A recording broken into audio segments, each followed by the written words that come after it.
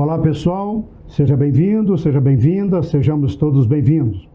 Hoje nós vamos falar de algo completamente diferente, nós vamos falar da ciência, da saúde, e nós temos um convidado especial que vai mostrar um pouco para vocês, para todos nós, como é que funciona as pesquisas de cunho científico de um medicamento.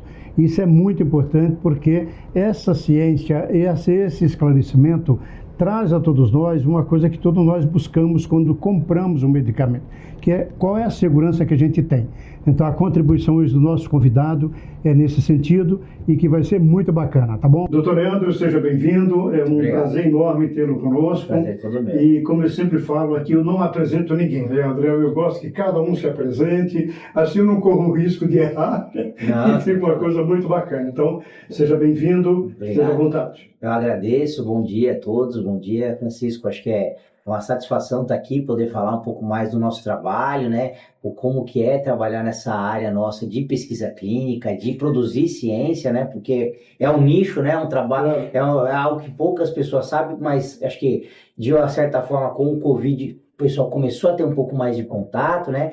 Eu como base, né, background, eu venho da área da saúde, eu sou farmacologista, então eu fiz mestrado, doutorado, pós-doc, nessa área de desenvolvimento de novos produtos, de produzir ciência, mas eu venho da bancada, né? Então, eu trabalhei muito com o começo de uma descoberta, né? Então, eu fiz parte do meu doutorado aqui no Brasil e em Chicago, e aí foi lá no Francisco, aqui por fim, eu tive esse insight mesmo de, poxa, o laboratório de lá era todo financiado pela área privada, coisa que eu não vi aqui lá na Unesp de Botucatu. O nosso laboratório todo era financiado por FAPESP, CNPq, então... Mais público mesmo. Público mesmo, né? Não é o perfil. Mas isso por quê? O americano, ele já tem há muito tempo isso, né? O driver deles tem que produzir patente, o produto tem que ir para o mercado, e aí quem melhor do que a universidade, que tem o celeiro dos cientistas, né, de formação acadêmica, para começar a achar alvos que podem ser futuras terapias, e de lá as patentes vão para a indústria farmacêutica, de fato. Eu trouxe, de fato, esse modelo americano e num spin-off, conhecendo meu sócio, que é o Dr. Eduardo Ramaciotti, né, surgiu a Science, né? Então ele é médico, eu venho da área básica, farmacologista. Então a gente conseguiu trazer um modelo que é de CROs, né, de CRO americana, mas é um modelo um pouco diferente, porque a gente não só hoje, Francisco, dá esse suporte para o desenvolvimento de indústrias farmacêuticas, como também promovemos o quê? A criação de patentes, o desenvolvimento de produtos do zero para virar de fato um produto na prateleira para ser futuramente uma terapia. Bacana. Você falou um pouquinho da tua história, mas fala um pouquinho da Science, que eu sei que você tem sócios, você tem outros cientistas. Sim, vou falar. E as pessoas entenderam um pouquinho o que é que vocês fazem. Legal. Eu queria ouvir um pouco também isso. A Science, né, pessoal? A Science, ela é uma empresa que ela é dedicada para pesquisa clínica. Então a gente chama essa denominação de CRO, que é o Contract Research Organization. Então é bem padrão, é um modelo americano validado, né, que já várias indústrias farmacêuticas hoje, para desenvolver um produto e ir para o mercado, elas precisam da gente, né, precisam de um suporte. E hoje a Science, ela tem uma linha que não só trabalha com a pesquisa clínica, mas tudo que ao redor da pesquisa clínica acontece. Perfeito. Então, é bem técnico, né? Mas eu vou, assim, de uma maneira mais leiga, pensar para todo produto, Francisco, que vai para o mercado, que seja ele um produto farmacêutico, ou então um dispositivo médico, né? Um DIU, por exemplo, ou então uma órtese, né? Uma prótese que tenha que ser usada na ortopedia, ela tem que passar por uma série de ritos regulatórios que, no Brasil, quem dita esses ritos é a agência regulatória Anvisa, tá? Ok. Então, a Anvisa é uma agência extremamente, que eu estava comentando até aqui, né, anteriormente. É uma agência... Mas eu entendo, Leandro, que essa exigência faz bem, né? Muito bem, muito. Então, acho que é importante falar para a população que não tem aquele ditado, é melhor pecar pelo excesso? Não. não tenha dúvida. Então, assim, a gente, da mesma maneira que a gente fala, nossa, a Anvisa poderia ser mais rápida, de fato, cabe melhoria, a gente sabe disso. Mas sempre, né? o quanto mais rigorosa ela é, mais ela garante a segurança da população. Eu até brinco com meus clientes que a Anvisa é uma grande consultoria gratuita. Exato. Basta você olhar com esse prisma que você entende. Se seguir, dá tudo certo. Léo, nessa linha de raciocínio, conta para nós esse processo todo, só para as pessoas entenderem, porque, como você falou, demora, mas tem um processo técnico aí para se seguir, de maneira bem macro, sem entrar na parte mais técnica, mas seria muito bom para que o leigo entenda esta caminhada que tem que seguir. Essa temporalidade, né? Que exatamente. Perfeito. Então, vamos pensar o primeiro cenário, que é para um produto totalmente novo, pessoal. Quero falar de um produto que não existe, estou trazendo um novo oncológico, produto para tratamento de câncer. Via de regra o produto tem que ter toda uma validade em pré-clínico, que a gente fala, que não é ainda em humanos. Então, ele vai mostrar num modelo que é in vitro e animal, que ele é seguro, tá? Entendi. Ele vai mostrar que é seguro. Obviamente, a eficácia ela não é aprovada lá, mas ela já tem o cientista na bancada, ele já vai ter uma ideia que, olha, ele está tendo uma resposta boa, está matando esse tumor aqui que a gente produziu para avaliar o efeito. Então, esse é um primeiro momento. Ok. Feito isso, aí a Anvisa pede que seja feito estudos de o quê? Genotoxicidade, que seria se o produto é tóxico ou não, qual que é o range de toxicidade, e até mesmo, algumas vezes ela vai pedir imunogenicidade, se ele produz se o organismo começa a produzir defesa contra o produto que você está investigando, que também é importante. Então você vê, isso são ritos que de praxe, importantes para a gente depois ir para o humano. Então é feito ainda em teste animal imunogenicidade, toxicidade, genotoxicidade, e aí com isso feito a Anvisa fala, então tá, seu produto está seguro, podemos agora avançar para a primeira etapa de humano, que é o fase 1. O fase 1, acho que agora o pessoal até conhece, né?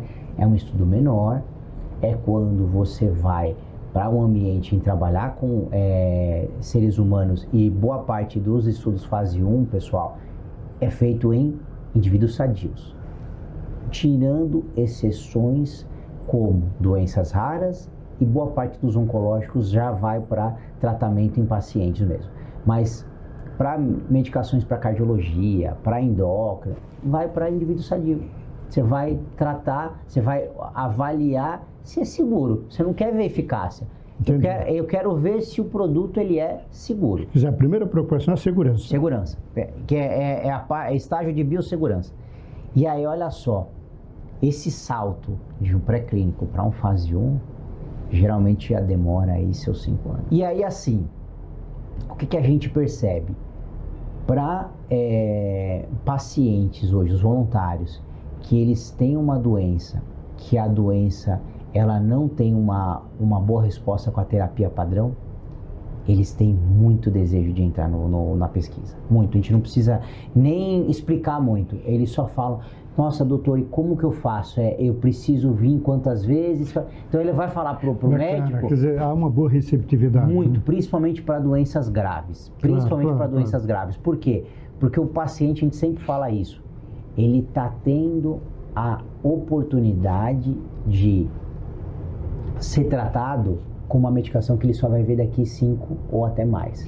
Não, e mais do que 5 ou isso. 10 anos. Ele vai ajudar milhares, milhões de pessoas. Sem contar essa parte altruísta, né? Que a gente fala que poxa, eu estou ajudando, de repente, um familiar meu, um amigo meu que pode desenvolver essa mesma doença. Isso é super salutar. Agora existe o outro lado, que para doenças que não são tão graves, ou até mesmo existe uma certa, eu falo, preconceito, N coisas, né? N motivos. A gente não vê, a gente tem uma dificuldade muito grande de conseguir ter voluntários de pesquisa. E aí, por quê? Porque algumas vezes a próprio protocolo, né, de pesquisa, o Francisco, ele vai exigir que o paciente venha muitas vezes para o hospital. Entendi. Então, olha, o paciente mora, vou dar um exemplo, a gente tem um centro de pesquisa que fica em Santos, que é lá na Santa Casa de Santos. Tem uma parte operacional que não tem como não fazer, né? E aí o paciente, ele é, por exemplo, de Itanhaém, e ele está lá no Litoral Sul, ele vem na Santa Casa de Santos, que é referência na Baixada, né? Sim, sim, sim. Então ele vem lá, fala, poxa, doutor, mas eu vou ter que vir para cá toda semana para poder fazer a medicação. E aí ele fala isso pro nosso time, e o time tenta sempre falar, não, mas a gente vai disponibilizar um carro para você, tudo que dá para a gente acomodar, o paciente a gente acomoda, de uma maneira confortável. Só que aí tem um outro ponto que poucas pessoas sabem, né, Francisco, que é importante falar, né? O Brasil, até então, a antiga CONEP, que agora vai ser substituída, tem até uma sigla nova, né? Mas o Comitê de Ética Nacional nosso, então o Conselho de Ética Nacional, ele proíbe que no Brasil o voluntário de pesquisa seja remunerado. Então eu posso entender que isso é feito a nível de Brasil. Brasil. Tá. E conta um pouquinho, pessoal, essa amostra. É homem, mulher, criança, adulto? Explica um pouquinho, pessoal. Depende muito de cada estudo, pessoal. Então eu vou dar um exemplo. A Science agora, ela tem um estudo que a gente chama de observacional. Então a gente não vai fazer nenhuma intervenção, mas a gente quer entender o que acontece com essa população, que é um estudo para menopausa. Então esse, obviamente, são mulheres de 35 a 65 anos que vão ser recrutadas, a gente fala, então elas vão passar numa consulta com o endócrino, então o próprio gineco, e se aquele centro de pesquisa está delegado, está aprovado no comitê de ética para participar do estudo, ela vai poder ser recrutada, e aí tem várias perguntas que é feito. Questionário de qualidade de vida, questionário de depressão, de ansiedade. Por quê? Nesse estudo de menopausa, por exemplo, Francisco, a gente quer responder uma pergunta que é: o que está acontecendo com a mulher no Brasil? Então, a questão nossa geográfica, né? É diferente a menopausa no Nordeste da menopausa aqui no Sudeste? Isso é uma boa pergunta. Com certeza. É diferente os sintomas que as mulheres sentem em etnias? Então, por exemplo, na negra, na mulata, na caucasiana. Então, isso também é importante. E até outras variáveis, como, por exemplo, poxa, a mulher que teve filho, a que não teve, a mulher que fuma. Então, essa da menopausa é um exemplo. Então, é um estudo de menopausa que vai rodar, que vai agora acontecer no Brasil todo. Esses vão ser em todas as capitais do Brasil, tá? É o maior registro brasileiro de menopausa. A gente tem estudo para insuficiência cardíaca, que esse acontece lá em Curitiba, uma medicação nova para tratar a insuficiência cardíaca. A gente tem aqui estudos que estão acontecendo tanto em São Paulo quanto no Sul também, que é para novas medicações para tratamento de colesterol, que é dislipidemia, né? Entendi. Então, novos produtos que você sabe hoje, o controle de doenças como a hipercolesterolemia, ela garante com que você tenha uma vida com um risco menor de doenças cardiovasculares, como AVC e infarto. Né? Bacana. Nessa que vocês estão hoje com esses projetos todos, eu sei que tem uma discussão, o doutor Leonardo, e a gente sabe, Leandro, que a gente entende que tem muito interesse, a gente sabe disso, mas a população é que precisa ser beneficiada, a população precisa ser assistida. E vocês fazem pesquisa para os laboratórios tradicionais, mas também para o setor magistral, né? Exato. Conta um pouquinho, que eu acho que vocês estão fazendo aqui. Eu queria te ouvir um pouquinho como é que está essa aí, que você falou na menopausa. E eu entrevistei o doutor Igor. É isso. Que ele fez o lançamento do livro dele, ele esteve com a gente. E foi muito bacana, porque muito esclarecedor. Doutor Igor, obrigado mais uma vez. Muito bem assistido. E as mulheres têm, digamos assim, sido orientadas sobre esse aspecto.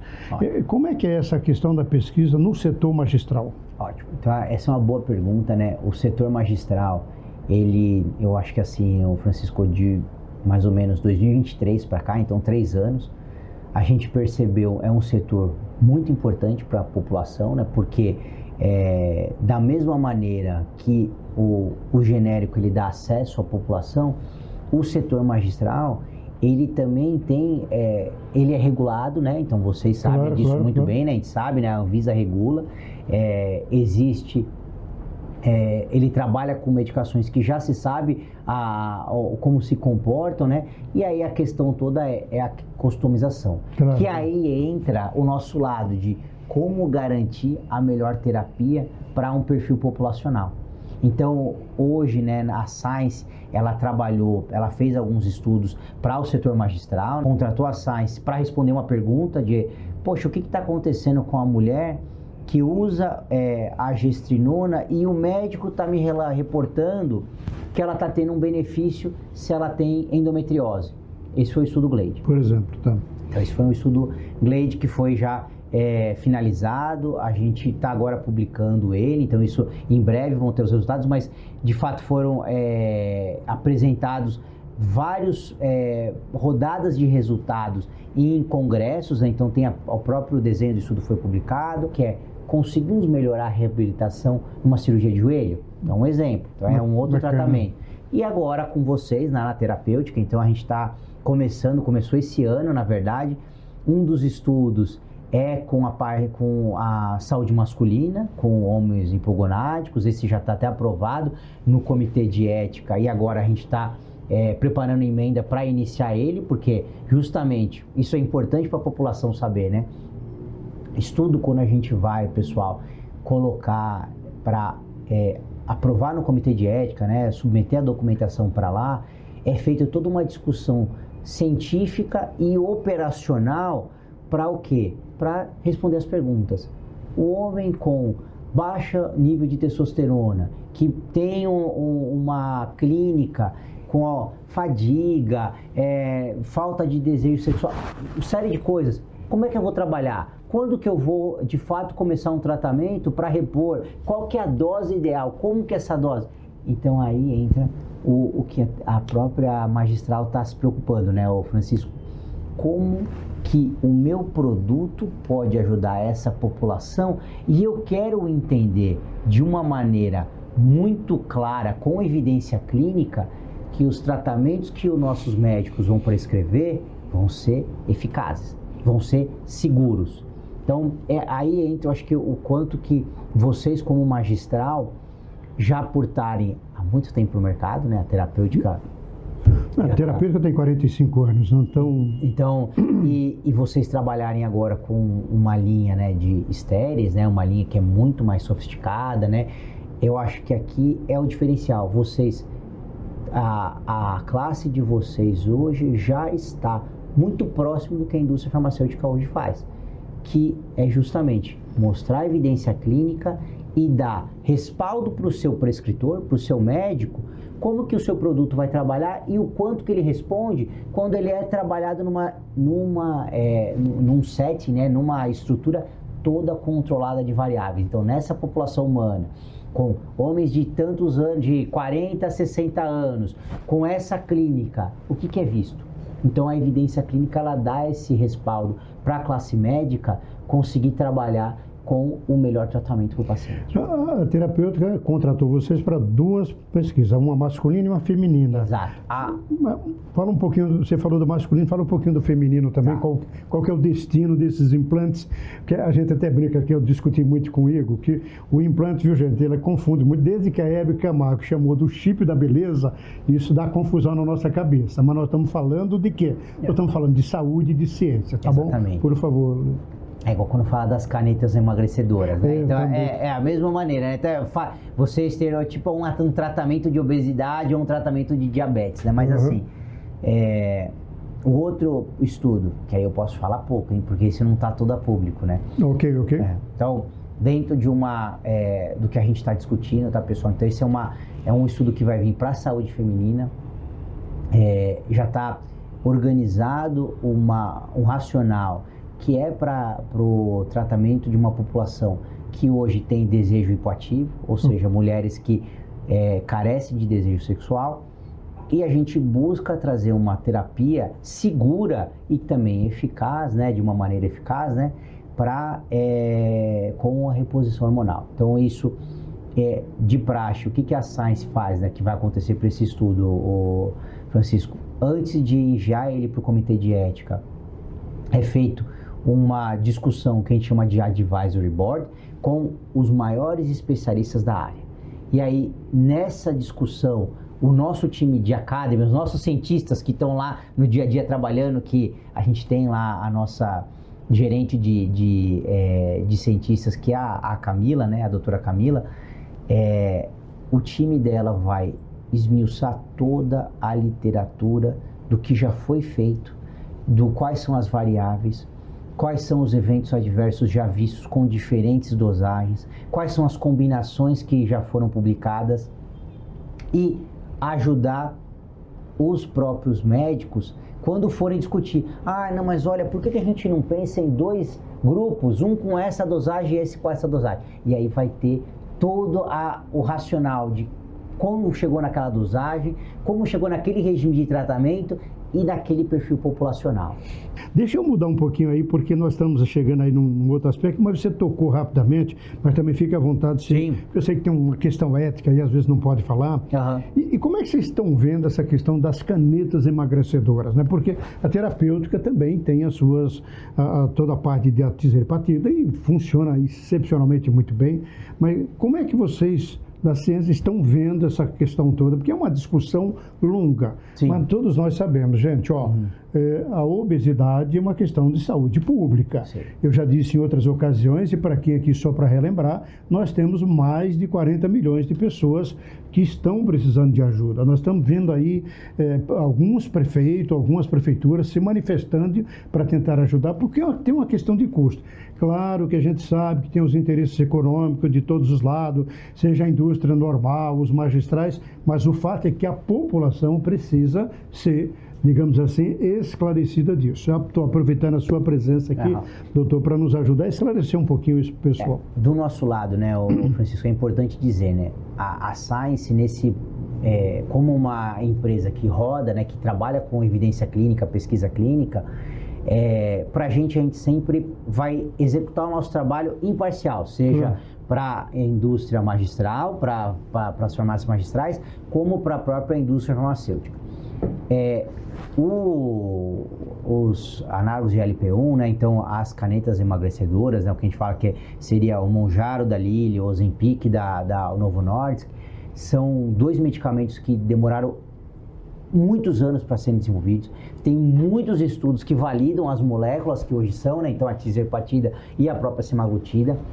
E o fato de a magistral, e isso é amparado por lei, né, vocês podem trabalhar com o produto, porque é justamente trabalhar com a customização, com doses que são seguras. Do nosso lado, a gente está sempre pronto para dar esse respaldo para a classe médica. Poxa, tal dosagem, será que é seguro? Quanto? Porque a gente viu todo o programa de desenvolvimento, né? A gente acompanhou o desenvolvimento de todos esses produtos, né? Então, é óbvio que para a Science, como uma empresa de ciência, é ótimo ter uma outra indústria, magistral no caso, que vai se interessar em desenvolver um projeto para, olha, eu quero também ver se o meu produto ele é seguro nessa dosagem, para essa população, porque lembrando, quando a gente fala de estudo clínico, é salutar falar, né, o quanto que a Anvisa tem feito para, por exemplo, brecar entrada de medicações do Paraguai e tudo. Isso é excepcional. É ótimo, esse é o trabalho que a gente quer. Claro.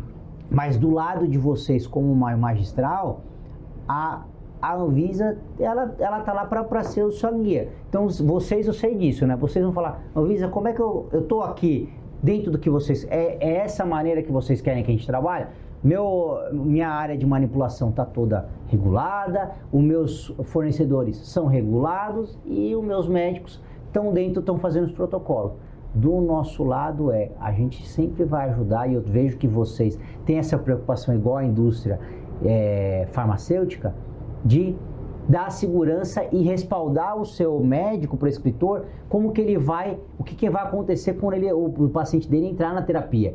Então, eu acho que é importante o trabalho da Anvisa, de também regular algumas magistrais que não atendem os ritos, né, de qualidade, isso é super importante, e eu acho que aí eu vou vou falar um ponto super importante que aí foge da responsabilidade de vocês e da própria indústria farmacêutica, que aí é para os médicos. Então, bacana.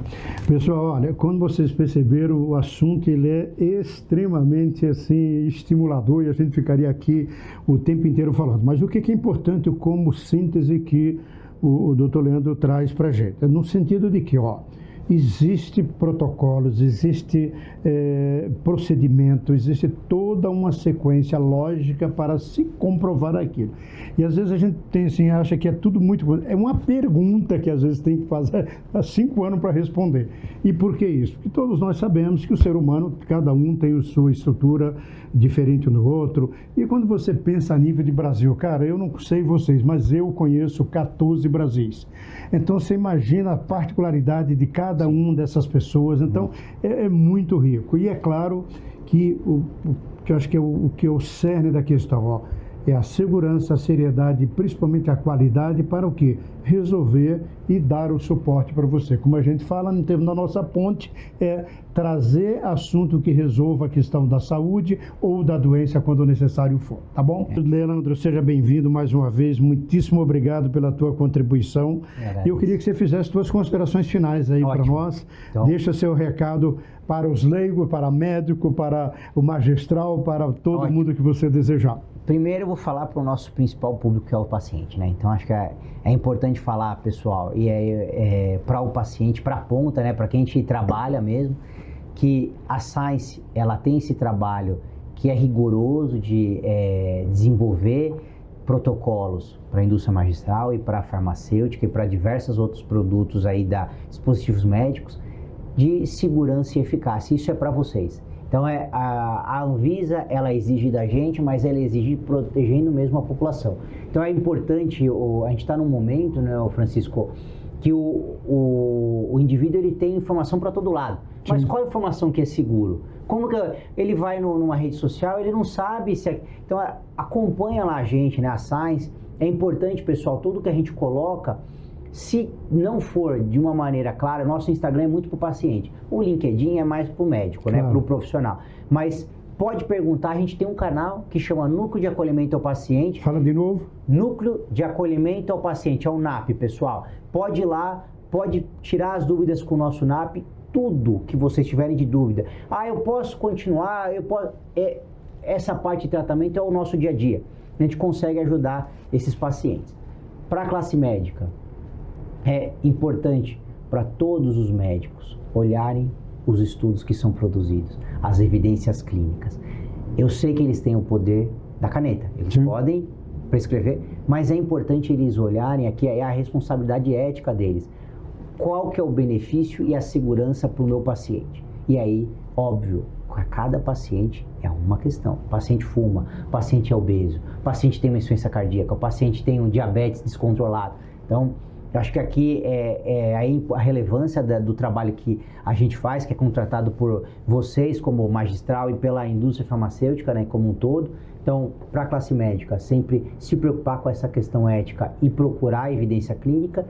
E eu acho que aí para a ciência como um todo, a gente promove o avanço. E para todos que querem entrar em estudo clínico, eu falo, vocês vão ter oportunidade de usufruir de uma terapia que ela provavelmente só vai estar disponível daqui a 5, 10 anos. Então, aproveitem, esse é o futuro agora e a gente está sempre em prol de vocês. Muito obrigado. Doutor, obrigado mais uma vez, mas foi muito esclarecedor, muito bacana. Eu que agradeço. E para você, gente, olha, você vê que nós estamos aqui trazendo coisas assim. A semana passada nós falamos sobre inteligência artificial e inteligência espiritual. E ficou claro um dos recados que ele diz, tem uma nova coisa que a gente tem que se capacitar aí em questão de ter a afluência na inteligência artificial. Nós queremos que você tenha influência na ciência também, tá bom? Muito obrigado e que Deus o abençoe. Obrigado, Francisco. Um abraço. Muito obrigado, pessoal. Tchau, tchau. Tchau, tchau.